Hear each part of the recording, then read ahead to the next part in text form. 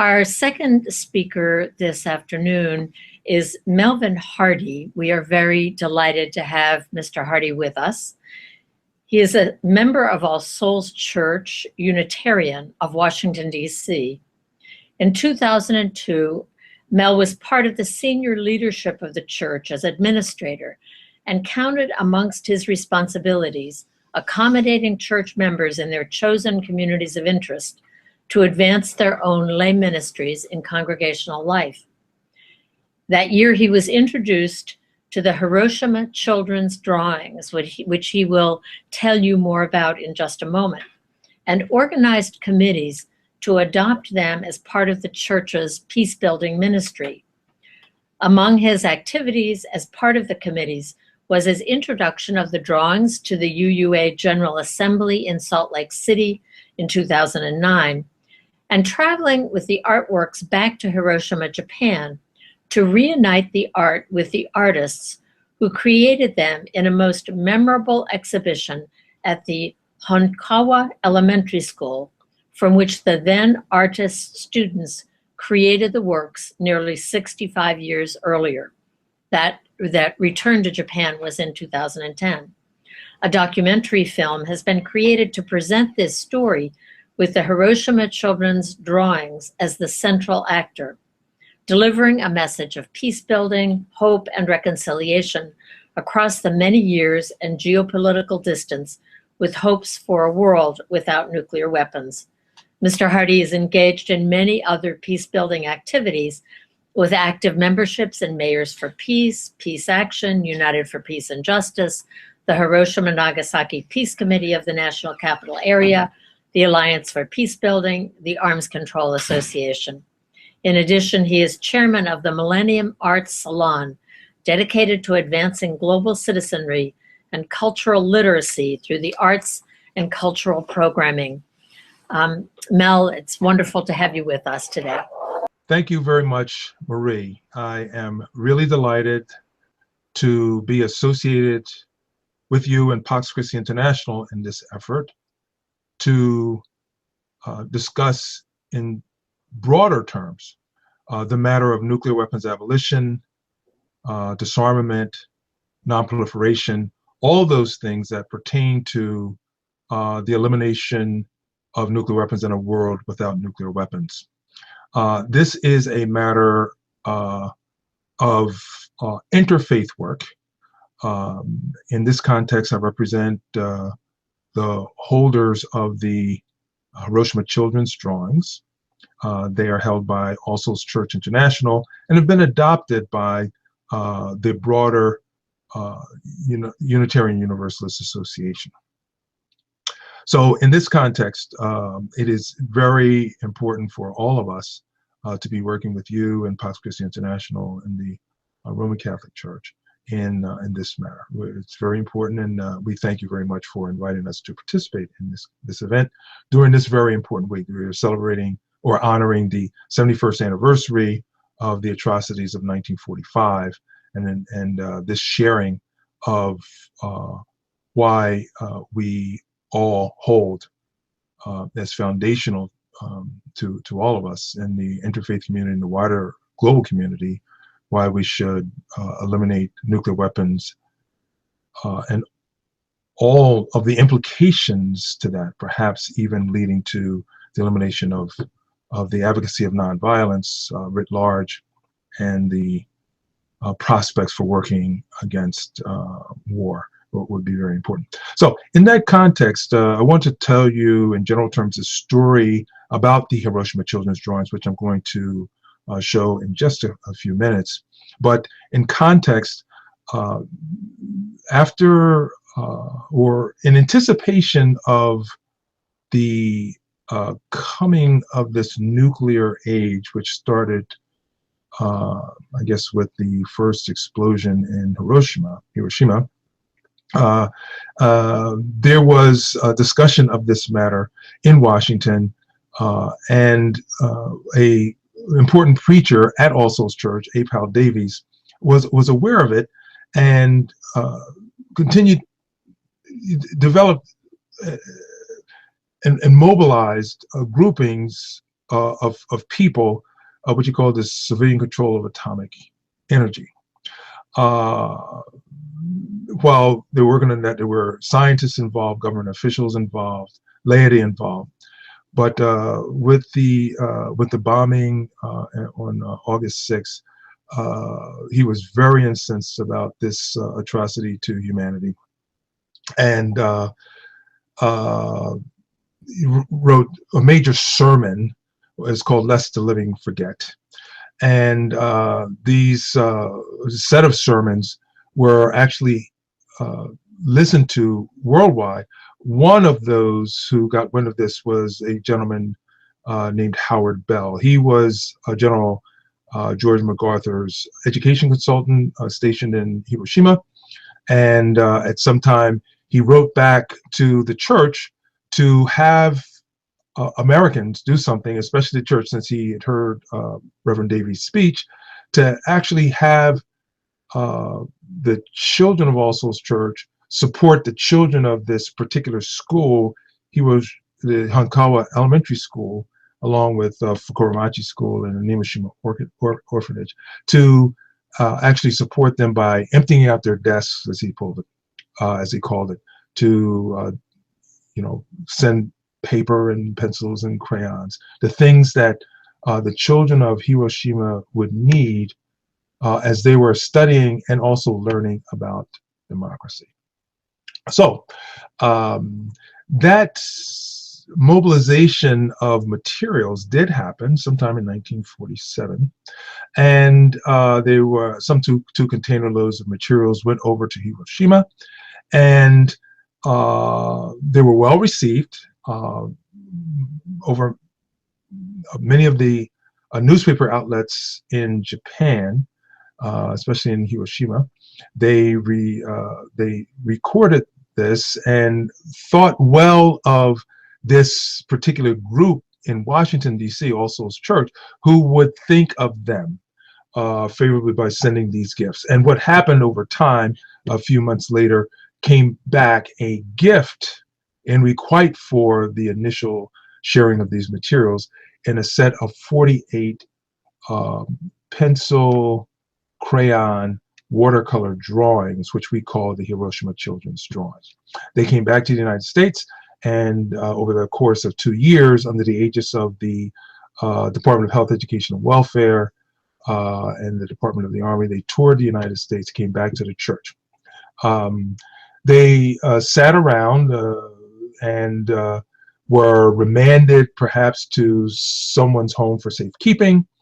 Was a former administrator of the church, and in 1995 there was a request by some Japanese people who knew of these drawings that had come to Washington. They came to All Souls Church, wanted to see them. Miss Jane Keegan was Keenan was there. Went home to her home, pulled them out of her closet, brought them to the church to be witnessed by the Japanese people.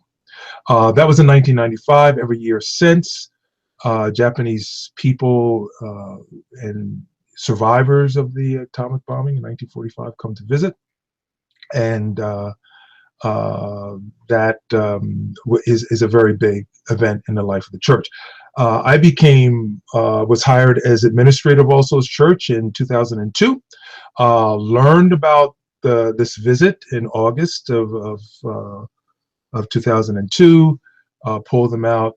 My first time seeing them, and was stunned by the reaction of the then visitors to these drawings at our church, and was moved in my role as administrator to mobilize the congregation and help to work with the leaders of the church to build a committee to build ministry around these as symbols of the peace-building activities, global peace-building activities in which we were already engaged, but to find an expanded ministry in peace-building.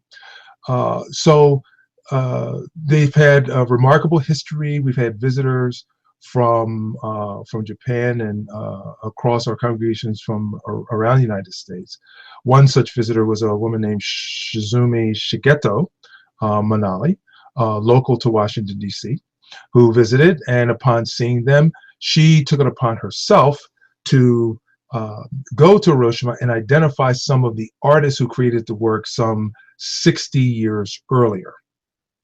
And that started another train of events for which there was a documentary film developed around the Hiroshima Children's Drawings and its story, for which the Hiroshima Children's Drawings are a central actor.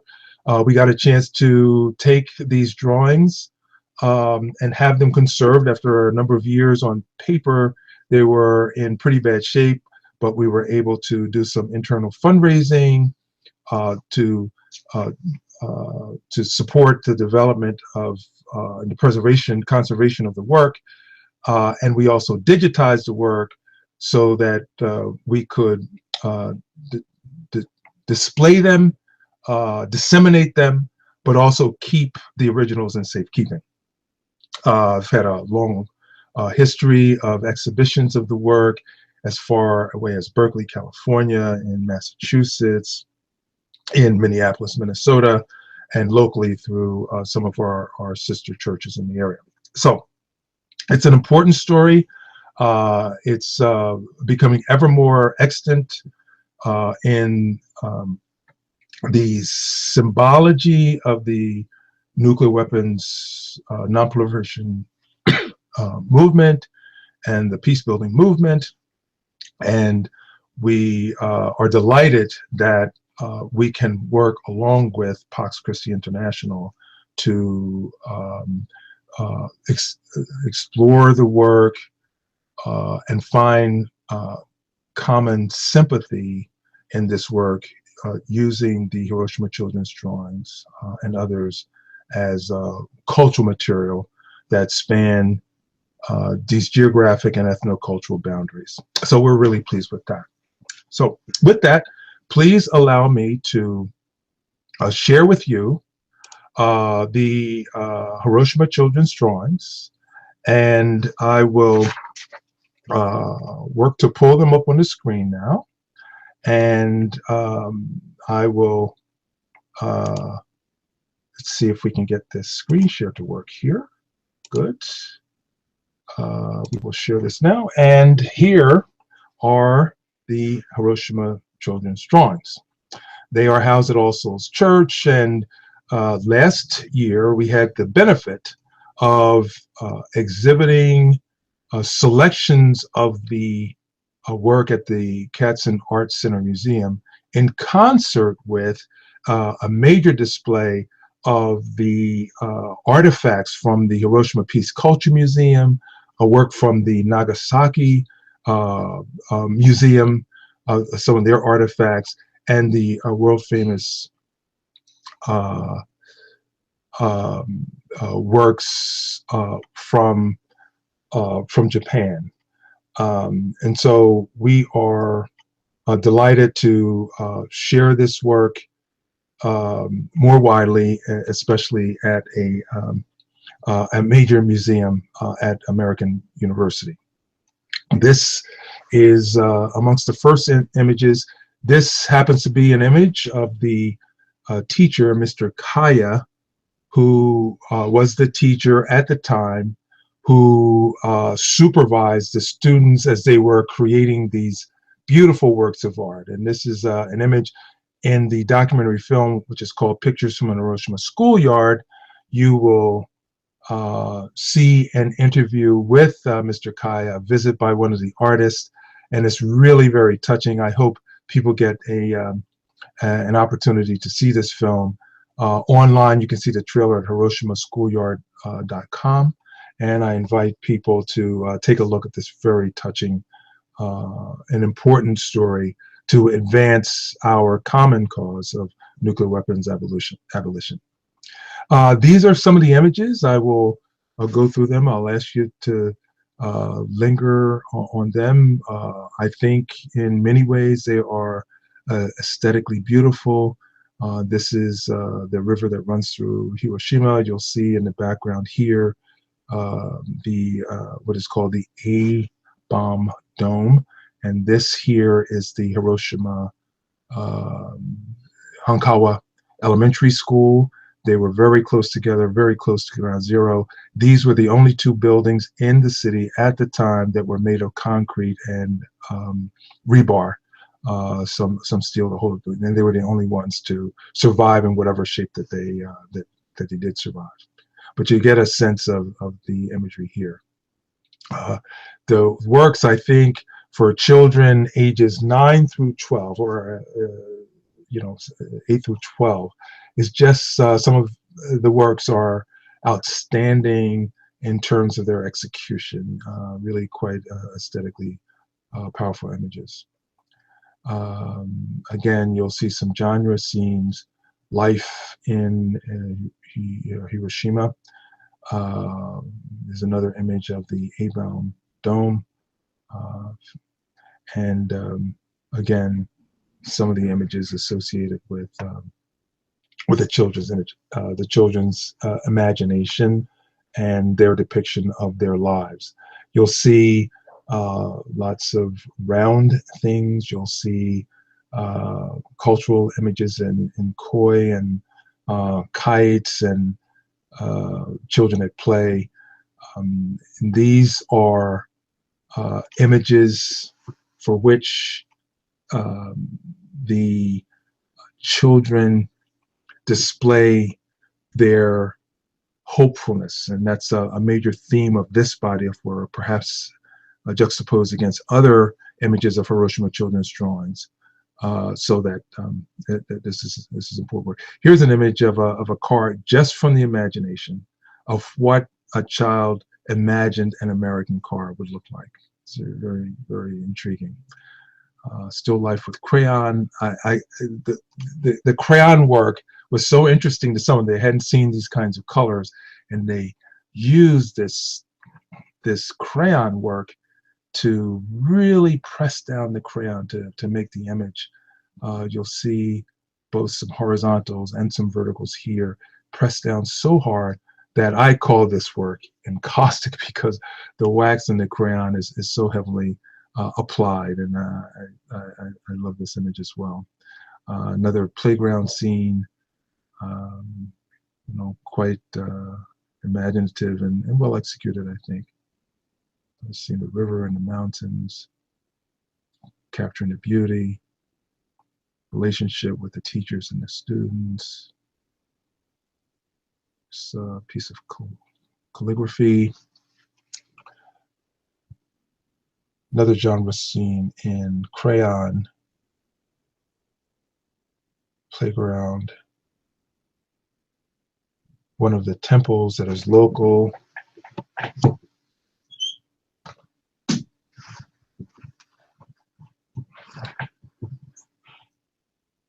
Excuse me. This is work for children in the rain. Interesting. Beautiful.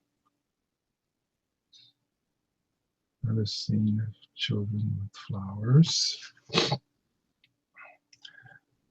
How about those glads, huh? The sunflower is beautiful. Really well executed. This is amongst my favorites in crayon work. Just outstanding for a person who's 9 years old. Outstanding. Playground scene. Competition on a special field day. You'll see that carried through a lot. Again, the koi flags.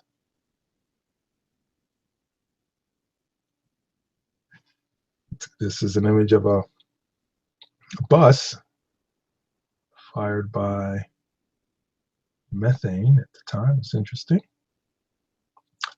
This is such beautiful work. Very nicely done. One of the great benefactors of our church, Mr. Paul Pfeiffer, and his wife Jane, this was his favorite piece. He was a Navy man, and this was his favorite. It's beautifully done. Watercolor, very nice. more calligraphy. All of them, I don't know how to interpret these, but all of them, I'm told, have a peace message. Some more round things. This is great still life here. I would say that this particular work was a little bit more badly damaged, and the conservator really did a good job of cleaning this particular work. Let's see, across a bridge. Another crayon work. Some more crayon calligraphy. It's a baseball cap. Very nice. Piece of Americana, or an image of Americana. Calligraphy. Another bus scene. There's your little butterfly. Isn't that great? Calligraphy. This particular image was of a classmate who was studying in Japan at the Hankawa School at the time. She had left before the bombing on August 6th. As you know, all of Japan was being firebombed. Much of Japan was being firebombed, but Hiroshima did not get firebombed, except with the event in August 6th, Nagasaki August 9th. But this was one of the classmates, and one of the students, in homage to her, painted her. It's beautifully done. More calligraphy. Another river scene and a bridge, cherry blossoms, the mountains, and people enjoying the river.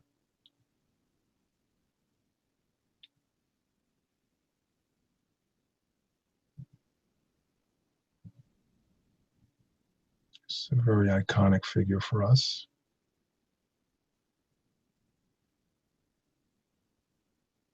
Watercolor.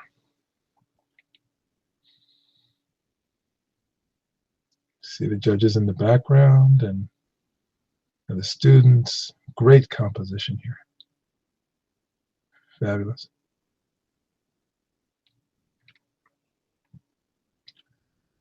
Look at the many colors. Very nice.